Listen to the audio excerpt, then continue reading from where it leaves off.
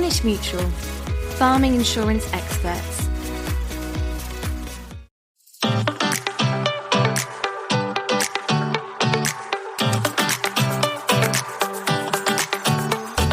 Hello and welcome to another episode of Farming Focus, the podcast for Southwest farmers brought to you by Cornish Mutual. I'm your host, Peter Green.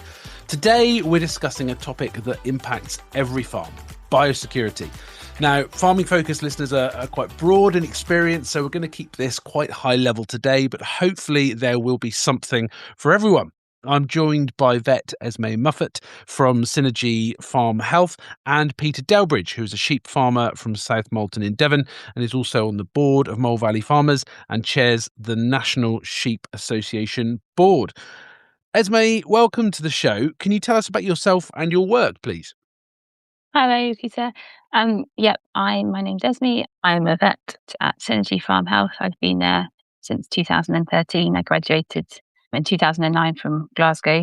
Did a few other jobs first, including some time in New Zealand. But yeah, been in at Synergy for a long time now, working in and around our East Devon area, mainly sort of into Somerset a little bit. We cover quite a big area of southwest, sort of Dorset, Devon, Somerset, bit of Wiltshire, purely farm, dairy, beef, sheep would be our main fields of work. Great. Thank you ever so much for that, Esme. Peter, welcome to you as well. Could you introduce yourself and your farm, please? Peter Delbridge, farm on the southwest side of Exmoor, above 1,000 feet up to about 1,400. So we're a all grassland farm. Basically sheep.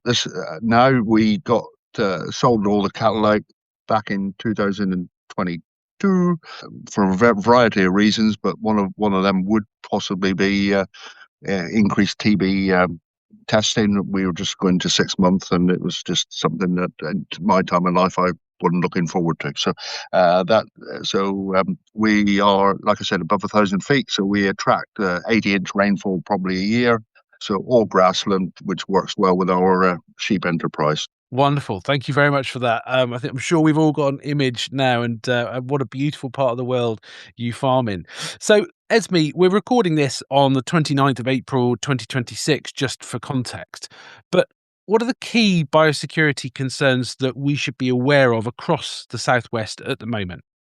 A lot of them, and the time that we're recording this isn't overly relevant, because basically as soon as you're going to mix animals of the same species, and sometimes of different species, but definitely of the same species, you're creating a biosecurity risk. So any infectious disease is something that we should be aware of.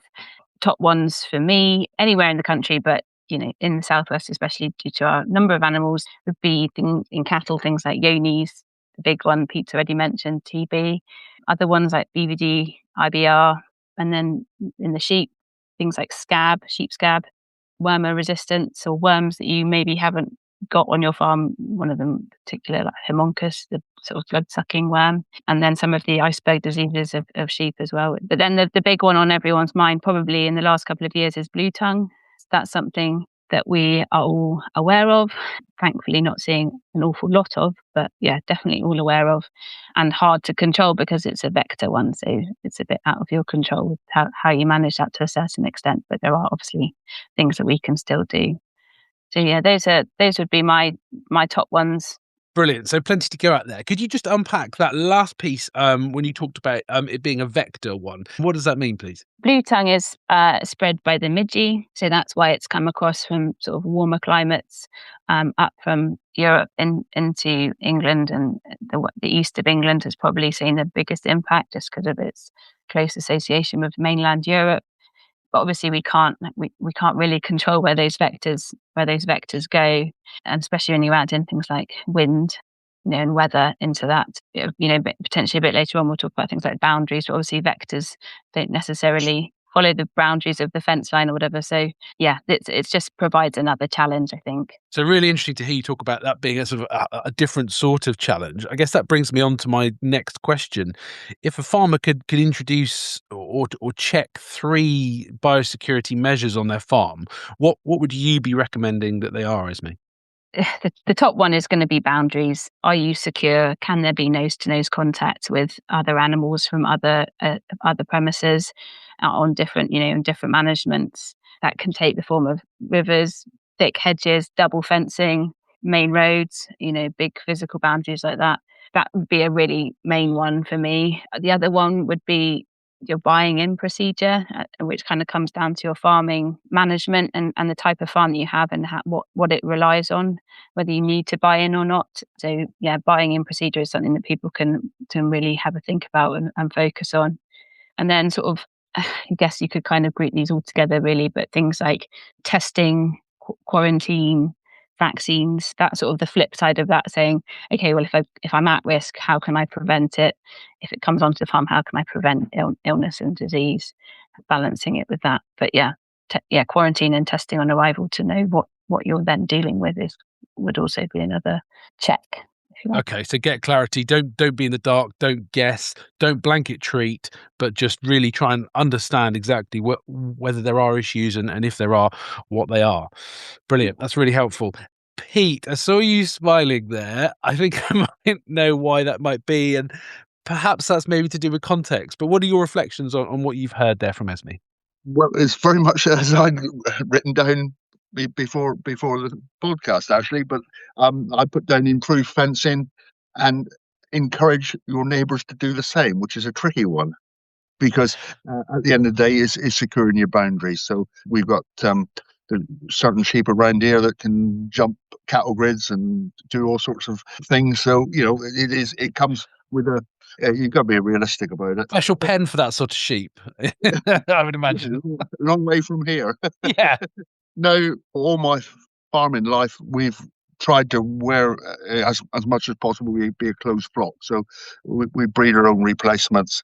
Even when we were breeding North Country mules, so we had to go north and buy the swelled ewe lambs to start with, but close your flock. Now that's all fine and dandy, but if everybody closed their flocks, I would not be able to sell breeding stock or store lambs to anybody. So that comes on to you've got to be reasonably realistic about it. And the third point would be very much around be aware of the risk, and are you happy with them? If you're happy with them, fine, but you need to sit down and work out where your biggest risks are and how to negate that or live with the consequence if it all falls down. But that would be my three take out. Particularly that piece around risk, are you going to negate it, are you going to mitigate it, or are you going to accept it? And that's something that could be really powerful for someone to decide, along with what you were saying, Esme, of understanding what your process is going to be, particularly around buying in and testing and vaccinating and that sort of thing. So, Peter, if you're comfortable, could you maybe talk about any biosecurity issues that you've experienced, please? Well, as I mentioned, we used to breed our own mules, North Country mules, swelled ales and blue-faced Leicesters, and we've now gone over to more of a lower input, low output system, as it were. So we got Wolshin and Exlana ewes and our native Exmoor horns. And when we're talking to potential Exlana purchasers, time and again they keep coming up with the fact that the MV is becoming an increasing problem within lowland flocks and the cost of production. Now, it's an iceberg disease that can have devastating effects on some flocks, and some flocks can live with it. So that was something that, as a breed, Exlana breed, we all are either accredited or monitored for MV. For the uninitiated, I have an awareness of MV from when I was helping steward at Stydian Show in the sheep section, but there'll be plenty of cattle keepers listening or arable farmers who maybe aren't aware of exactly what MV is. So could you just give us a bit of a breakdown of what it is and the impacts, please? Well, it's a chronic disease that affects production of milk. It manifests itself in lung condition. I think that's probably right, Esme, isn't it? Yeah, it sort of stands for two things. It's called Maidi-Visner, and so there's a sort of wasting component and then a neurological component. But what Peter's saying is what we're most concerned about, is that sort of wasting, low production sort of side of things. Yeah, and is it?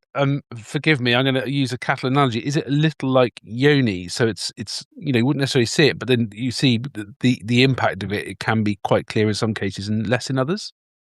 Yeah, you can also get yonis in sheep, but again, yonis in sheep would fall under this category of what we call iceberg diseases. So you don't really see that many clinical cases as such, but if it's there at a low level, just causing this lower production impact on the ewes, the breeding stock, then that's that's what we're trying to mitigate and manage. Certainly in these flocks, which are choosing to try and ensure they haven't got it. And that management and accreditation looks like testing, presumably, and then culling out of those that do?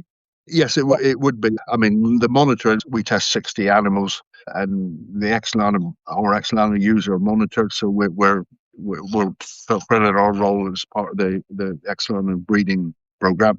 But my biggest risk, as far as I see now, is the Exmoor horn flock, which is only we've got 90 ewes of, and they're, as a breed, they don't worry too much about MV. They haven't got an MV monitored flock or accredited section or anything like that.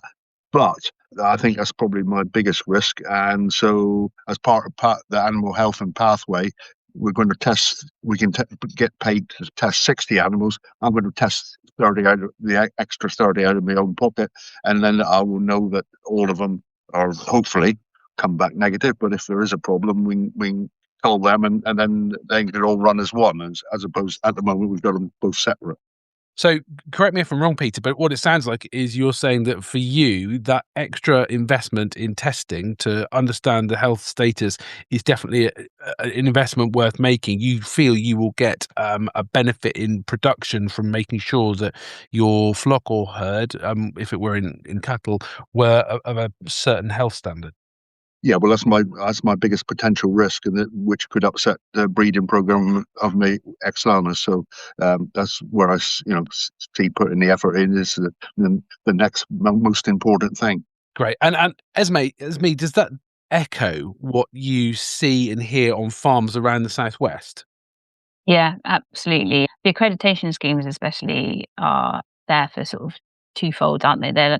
You can use them, like Peter's saying, like for his own benefit to manage his own flock and his own flock's production, but also the flip of that in Pete's case as well, and many other sheep and beef and dairy herds across the country. They can use them for selling breeding stock and other stock.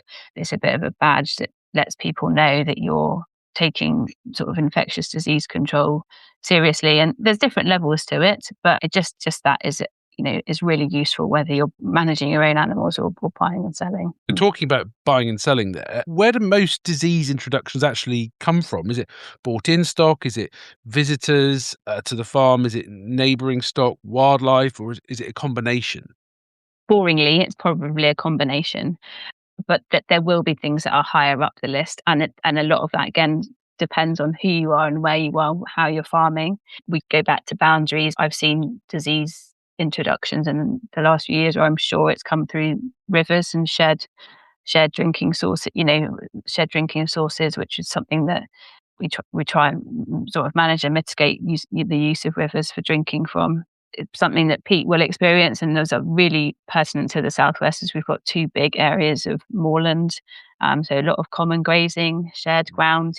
Pete said it a minute earlier, like you can control your own fences, but you've also got to encourage your neighbour to control their fences, and it's a sort of the same kind of thing. Like we've got some ground near me which is going into a landscape recovery project, and sort of having the conversation with some of the commoners there, saying actually it'd be brilliant if we all came together and sort of talked about what diseases we're trying to control as a community almost, rather than just individual farms, because you can do as much as you want to do it on your own farm. If they were going to go and graze somewhere where someone doesn't buys in constantly and doesn't give two hoots about potentially buying in a BVD PI or something like that, then you're up a creek. So those are all really high risks. Definitely visitors are going to be up there, and that would include people like me, a vet, any other farm advisor that's coming, that's someone that's moving through different farms. And I think when we look at the pig and poultry industry and their massively strict biosecurity standards, we're a long way off that with cattle and sheep farming, but that is part of the style of farming that we do, and we can't necessarily be at those levels, but we can probably look to them and learn quite a lot from them. I was in Brazil recently for part of my Nuffield farming study tour, and we went to a couple of poultry units, and literally it's take your clothes, put them on the peg, have a shower, get into this boiler seat, and then obviously reverse. You've got to shower out as well. It's so tight, and I appreciate that it's a different sector from maybe what most people are involved in down in the southwest. But there are some things we can do, aren't there? Like I have a pair of off-farm wellies which are always in the boot of my car. I don't wear my wellies from my farm off farm, and I don't wear my off farm wellies on my farm either. That to me just feels like a simple thing that I can do. But I guess it is difficult to move people's behavior, isn't it? It's really interesting to hear you talking, Esme, about landscape recovery groups, and I wonder if maybe there's more that can be done as part of them, albeit there aren't loads of those, to make sure that that's a pillar of the landscape recovery groups that are being set up. But Peter, we hear about best practice and thinking about changing behaviours. What's your sense on how often farmers have time to follow that best practice of boundaries and fencing and quarantine and things like that to make sure that we are following best practice, and how can we sort of move the dial on that and encourage people to take those steps? Well, I think back to the two FMD outbreaks in the early 2000s, where all of a sudden then we were very aware of biosecurity, because I think that's probably when biosecurity actually became a word in the English dictionary, and we started disinfecting everybody within an inch of our life. And I think wearing clothes to market different to what you wear at home is quite sensible, and is something that I do as well, And then I guess we've reached a stage where, apart from BTV3, which is a midge-borne thing, we've probably BDV3, bluetongue, BTV. Oh, PTV. Sorry, beg your pardon. Bluetongue. Yeah, is probably vector or midge driven, so we can't do so much about that on farm as such. But that's not within our control. So I think probably we've got a little bit more lax about over time. And the message wears away a bit, sort of thing. Yeah. So Esme, you're going to different farms all day, every day. Same question to you, really. How do you think we can get people to just change their behaviour a little bit? I think it comes back to something already mentioned earlier, is just raising awareness, just said it just now about the pig and poultry, like it is such a habit and such a standard for them that we can, and you changing your boots and Pete having different clothes to market and things like that. Those are all little habits that can still make a difference. And I think if just raising awareness, thinking about what you've got on your farm, what you're trying to keep out and potentially take with you if you are into doing kind of farm walks and, off farm meetings and stuff, it sort of goes both ways. Simple things like that. Everyone always, the classic is get the foot dip out, but make sure the foot dip is at the right concentration and is used and is replaced, and things like that. It's a little bit more complicated than just plopping it out, but DEFRA websites are really useful for that. Disinfection information on concentrations and which which disinfectants are going to control which bugs. But yeah, I think the main thing is being aware in the first instance, and then things like checking boundaries, checking water sources, being careful. Something I thought about earlier actually though is what we can also do within our own farms. And so thinking about things like lambing time or calving time, like do you want to take something from your yearling animals into where your most naive baby animals are? Like you can actually practice biosecurity within your farm as well as externally. Just raising awareness and trying to think of new habits and a sort of a team approach and a practice what you preach type thing. Like everyone's got to be on board with it. Really great to hear you talking about new habits and practicing what you preach, because that was going to be my next question to Peter, really. I wanted to get your thoughts, Peter, on how important you think it is that culture is set from the leadership at the top of the farm, that there is a demonstrable good practice set by yourself on your farm, so that other people that may be working with you, whether that's seasonal labor or part-time labor or someone who's there all the time, sees that this is the way we behave with respect to biosecurity in this business on this farm. I think, anybody coming onto the farm, especially, with the vets always wash and clean their wellies and clothes off. So, it sets a standard. And I think the foot that may possibly be not at the right concentration or that, it almost sets a standard that this guy's serious about biosecurity. And whether it's anybody that just rocks up and strolls all over the place is probably not setting a good example, and then they're not taken so seriously, or biosecurity is not taken so seriously. It's the same in a way with the MV monitoring or MV accreditation. By buying stock off of people that are MV doing something, at least it shows that they're thinking about it. And all risk being what it is, you'll never negate all risk, but at least it shows that they're making a decent effort, and you stand a better chance of not buying in any problems. And also it sort of supports that market, doesn't it? So it incentivizes people to be in that market and sort of taking those steps themselves.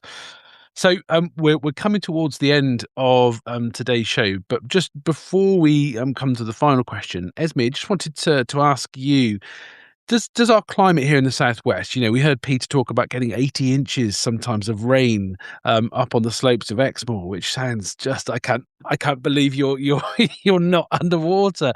We get a meter here, and I think that's bad enough. But what is there? Is there anything about the climate down here in the southwest, Esme, that creates specific challenges? Well, it creates a lot of challenges, whether it's to do with biosecurity. I think the main challenge from a climate point of view is just the fact we're warm and wet, and so bugs thrive. There's not many opportunities in our year, in our calendar, where we think, right, we're going to have a real cold spell, dry spell. So it allows bugs to persist in the environment, whether that's on fields or embedding in houses. We don't get a lot of opportunity to have that sort of break point unless we're sort of managing it. I guess what we have to do then is manage that risk by being aware of rotating stock and the risks that were on that field previously in previous years, and same with buildings and managing buildings accordingly. But so I think that's probably the climate side of things. But I think from a southwest point of view, we're also very densely populated with stock, and I think that creates a risk as well. So there is more of a chance of you having that, escapee sheep that can leap through fences, or, someone's bull wandering in, or whatever it might be. That's just a higher chance of that happening because neighbours are just so much closer than they are compared to like the middle of nowhere Highlands of Scotland or something like that, where your neighbours are miles away. So I think the population is a risk as well. Yeah. And I think actually that can sometimes lull us into a false sense of security. I think there's maybe a feeling in the countryside that there's fewer animals than there were. And that may well be the case. But I'm 5 miles from Falmouth, 5 miles from Helston, 5 miles from Redruth. We're a rural parish. I've got farms on every side of my boundary that have other cattle. So there may be fewer cattle, but they are still around, as you suggest. And that's definitely been my experience as a comparator when I've been to New Zealand, South America, Canada this year. We are so densely populated, and actually it's easy to forget that context. Thank you very much for that, Esme. So finally, Peter, I'll come to you first, but then I'll ask you the same question, Esme. What's one habit that farmers can start tomorrow that would genuinely reduce disease risks on their farms? What are your thoughts, Peter? I think periodically they should assess the risk and just sit down and work out what their problems are. They change, risks change by definition. In the 80s we were worried about scab, sheep scab. In the 90s we were worried about anthelmintic resistance started rearing its head. In the 2000s, obviously FMD, and more recently we were worried about iceberg diseases. So they all sit down. Now you can do that on your own, or you can involve your vet, which is something that Esme would agree with, I guess. And we're lucky. I've got two good vets that I do WhatsApp and can contact at any time. Sit down with them, and currently, and I don't know for how much longer, but you will be paid by DEFRA for a pathway visit. So make use of it and do that, and at least be aware of the situation, and then you have a chance to either do something about it or decide not to. So brilliant, Peter, thank you so much for that. And I was going to ask you about the animal health pathway, so I'm really glad that you've mentioned that. That's something that people can go online and check out themselves. If you go to it's quite easy to do. It's not very onerous at all. Yeah. Just work with your vet on that one, but you need to register on .gov.uk with DEFRA first of all. Esme, finally with you, what's that one? I mean, we've heard from Peter about assessing the risks, but what's that one thing that farmers and animal keepers can do to make sure that they're reducing the biosecurity risks for them? Well, I think we just need to take Pete along with us everywhere because he's just given the model answer. So, I completely agree. I think that before you get bogged down in quarantine times and vaccines and testing, it is just knowing the risk. You've got to know where you're at. So that's where the pathway comes in brilliantly, because it's a great way of assessing your current status. And then the next step is, what do we want to not have? Pete said it earlier, like you accept a certain level of risk and you can manage that, but how are we going to go about avoiding what we really, really don't want to come onto this farm?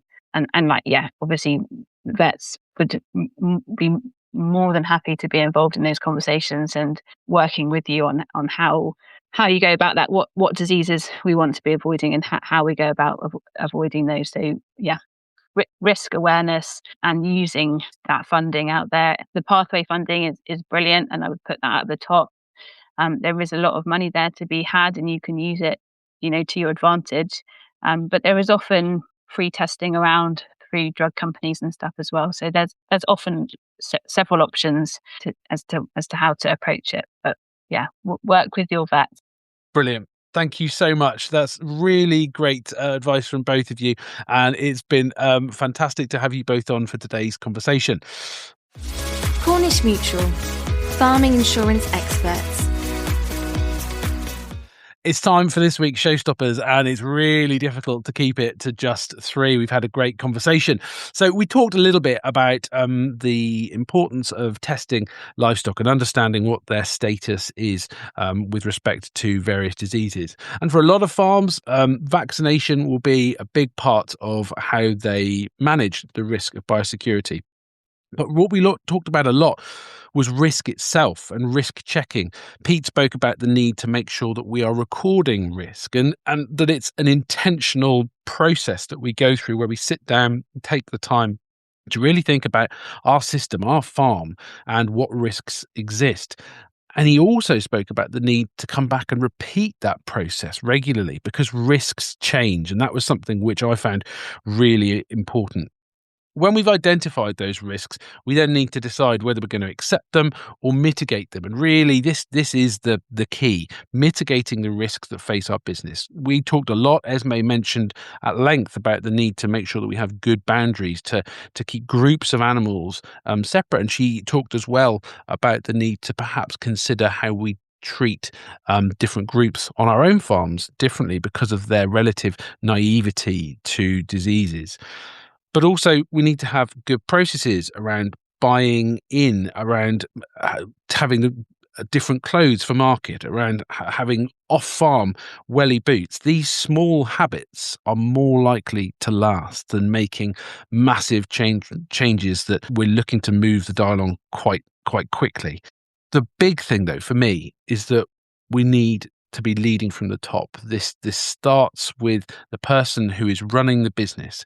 And to quote Pete, he talked about being seen as that person that's serious about biosecurity. And if we're doing these things, we're making these small steps, we can be that person that is seen as being serious about biosecurity, and that will lead on to other people picking up those good habits. Cornish Mutual, farming insurance experts. That's it for today's episode. A massive thank you to my guests today, Esme Moffett and Pete Delbridge. The way that we can elevate today's discussion is by making you, the listeners, a part of it. So please share something that you heard today with your network and tell us what you thought as well. We'd love to hear from you with any feedback. So do get in touch by sending us an email to podcast@cornishmutual.co.uk. Check out the show notes for more information on today's episode, including the link to our podcast disclaimer. You've been listening to Farming Focus, brought to you by Cornish Mutual. I've been Peter Green. Until next time, it's goodbye from me and everyone in the Cornish Mutual podcast team. Cornish Mutual, farming insurance experts.